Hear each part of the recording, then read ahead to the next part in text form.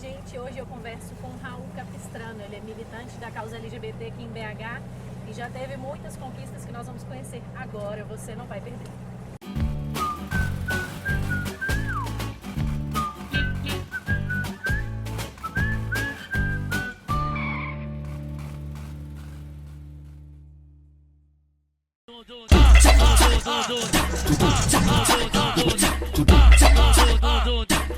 Em Minas Gerais, eu fui o primeiro homem trans a retificar o prenome, a gente fala retificar o prenome e retificar o gênero sem a necessidade de cirurgia. Eu fiz o processo como a maioria das pessoas entravam e faziam, porque eu não sei se as pessoas ainda continuam entrando e fazendo depois dessa decisão do STF agora de 1º de março. Porque a decisão a pessoa poder ir ao cartório e fazer a retificação do prenome do gênero sem precisar de passar por esse processo judicial e sem precisar de laudos psicológicos, psiquiátricos e outros laudos médicos que vão dizer se ela é ou não é uma pessoa trans. Então, quando eu fiz isso, ainda não tinha essa decisão.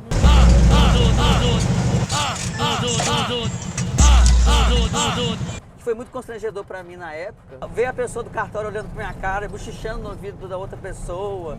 Teve uma que falou assim, lá a pessoa que eu te falei. Sério, me expôs para todo mundo no cartório.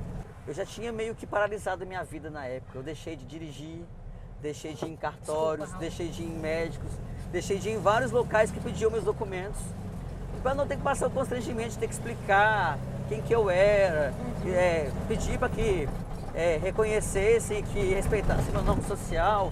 Então, quando passar por isso, eu estagnei minha vida.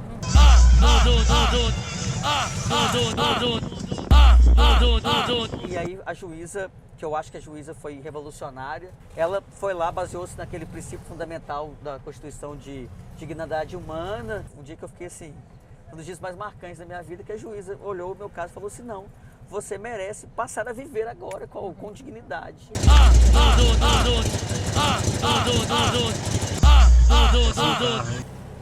Raul, primeiro eu queria fazer uma pergunta mais genérica, assim, porque eu queria entender a necessidade da gente nomear, dar nomenclatura ligada a gênero. Por que tem que existir isso? A sigla é LGBT ou geral? LGBT. Por que a gente tem que falar isso se a gente não está em busca, não é justamente de uma equiparidade entre as pessoas? Pois é muito importante você perguntar isso, porque assim, as pessoas confundem, chegam a falar assim, para que tá criando tanta sigla, para que criar esse tanto de nome, para que isso não é para todo mundo ser igual, então para que criar esse tanto de nome? Mas é preciso dar nomes quando a gente entende que essas pessoas, quando saem dessa norma, elas passam a ter os direitos respeitados. Então a gente tem que apontar quais características fazem com que as pessoas percam direitos, né? Então a sigla é um movimento de luta, olha, essa sigla LGBT, e quando a gente aumenta Q e a gente aumenta I, vai colocando mais coisas, é porque a gente vai identificando mais identidades que saem dessas normas e não têm os mesmos direitos. Mas quando a gente fala de busca dos direitos, quais são ainda esses direitos que estão entravados aí, né? A gente está falando de direitos burocráticos, direitos de convivência, quais são esses direitos? Pois é, assim, no caso das pessoas LGBTQI+, é direito de existir, basicamente. Uma pessoa ter que negociar como que ela vai se comportar, negociar como ela tem que agir ou falar para garantir uma qualidade mínima no atendimento ginecológico, por exemplo, no atendimento médico, no atendimento em várias instâncias que são direitos básicos. Então, você se apresentar com uma característica que é a característica de pessoas LGBTs em um certo espaço, é bem provável que você vai ter seus direitos reduzidos. Né? Você encontra dificuldades no seu dia a dia até hoje? Pois é. Hoje, não. Não, porque é como se eu tivesse enquadrado. Você olha pra mim e não vai falar nada. Então a gente costuma até falar assim, eu passei por um processo transexualizador e um processo cissexualizador, né? Porque eu me enquadrei numa imagem cis. Exatamente. Eu queria tocar nesse assunto.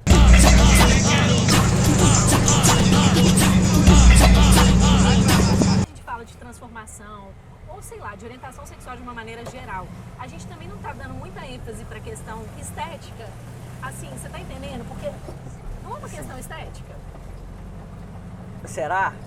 Assim, você, eu tô te colocando essa Pois questão é. assim, para saber se a gente não está querendo se enquadrar nos padrões heteronormativos, de uma certa forma.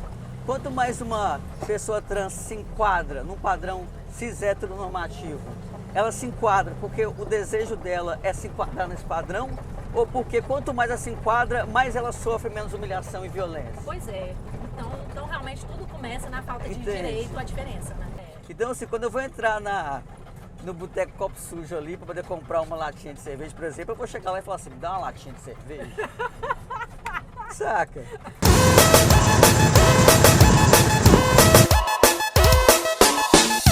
Pensamento tradicional religioso, né, de que Deus fez o homem e a mulher, esse pensamento lá no início, não veio para reforçar essa ideia da sociedade careta, assim? Ah, muito. Assim, eu gosto de fazer as pessoas que tentam fazer defesas contra, pelo lado religioso, assim, faça um autoexame. Tente dar justificativas, argumentos contra essas questões que não sejam religiosos. É bem provável que se você conseguir vão ser argumentos preconceituosos. Exatamente.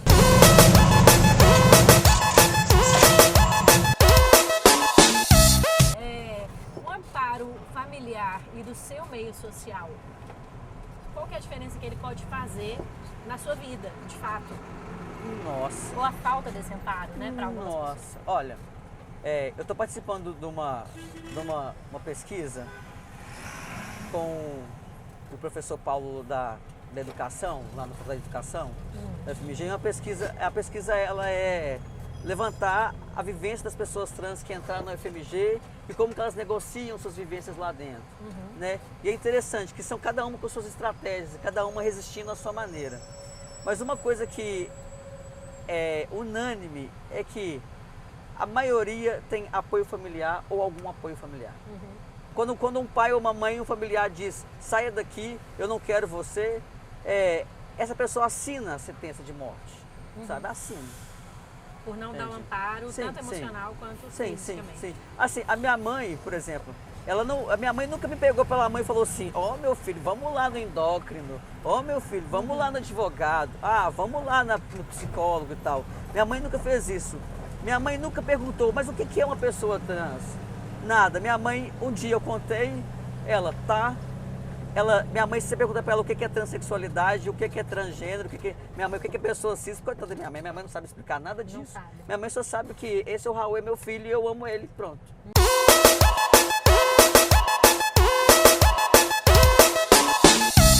Exatamente. Pais e mães que tenham dificuldade de lidar com isso, existe um programa que chama Mães pela Diversidade.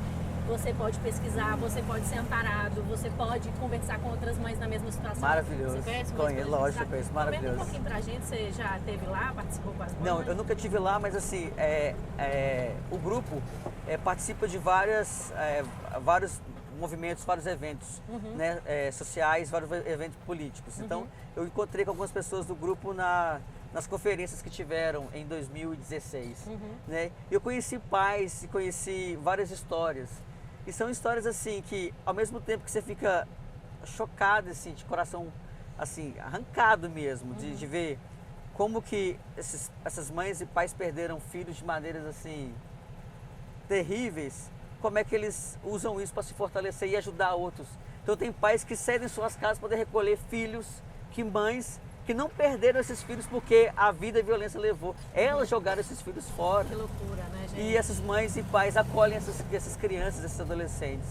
Sabe? Que é um trabalho maravilhoso. Ô Raul, você sabe dizer esses números de violência contra pessoas LGBT? Olha, a gente tem vários estudos, vários coletivos, várias ONGs, LGBTs levantam esses dados. Assim, eu não tenho números exatos de cabeça, mas infelizmente eu sei que os números ano após ano são maiores do que o ano anterior.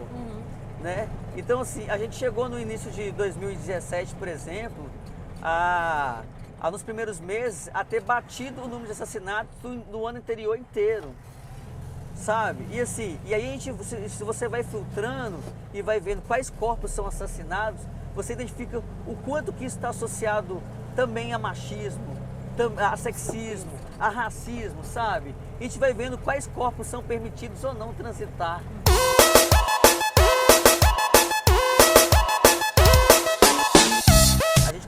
assim, a expectativa de vida das pessoas trans e travestis giram em torno de 35 anos. É muito sabe? forte. Só que ao mesmo tempo a gente vê trabalhos também de pessoas levantando experiências de vida de mulheres trans e travestis que já chegaram aos seus 60 anos e que são, assim, verdadeiras guerreiras. Como é que é o atendimento SUS aqui para as pessoas transexuais que querem fazer transição de gênero e como é que foi para você esse processo de hormonização e etc e tal? Em BH agora, em Minas Gerais, existe um ambulatório que é do hospital, o hospital universitário lá de Uberlândia. Que já está há mais de 10 anos. Isso, foi lá que você fez treinamento? Não, lá eu fiz uma consulta uma vez, que eu estava desesperado, achando que eu estava morrendo. E fui lá para ver se eles me ajudavam e eles me ajudaram. Mas hoje eu faço tratamento no Eduardo de Menezes, que abriu um ambulatório lá em novembro do ano passado, né? Que assim, foi uma iniciativa do hospital e que eles estão trabalhando lá e tentando trabalhar da melhor maneira possível. Eles têm uma estrutura lá e estão tentando trabalhar da melhor maneira possível. A gente precisa de pactuar, né? Tanto as pessoas trans quanto o hospital para que a gente consiga construir junto. Quais são os seus sonhos agora que você realizou um grande sonho, né? Eu chamo o meu sonho impossível, né? Porque na palestra eu falo assim que eu tava lá assim, feliz, muito feliz com um shortinho de bolso que minha mãe me deu, porque isso aconteceu, sabe? Ela me deu um shortinho de bolso depois de vários dias da minha vida vestindo vestidinho. E aí eu botei a mão no shortinho assim e olhei pro céu e pensei assim, quando eu crescer, eu vou ser um cara muito bonito. Eu quero formar na minha graduação, eu quero fazer o percurso acadêmico inteiro, eu quero ser professor, sabe? Eu quero ser reitor da minha universidade um dia, eu quero conhecer várias culturas, eu quero ler vários livros e várias literaturas de lugares diferentes. E eu quero mais e mais e mais defender que se nós estabelecemos sociedade e na sociedade nós temos que estabelecer limites para conviver, que esses limites sejam partindo do pressuposto que existe uma diversidade e ela tem que ser entendida.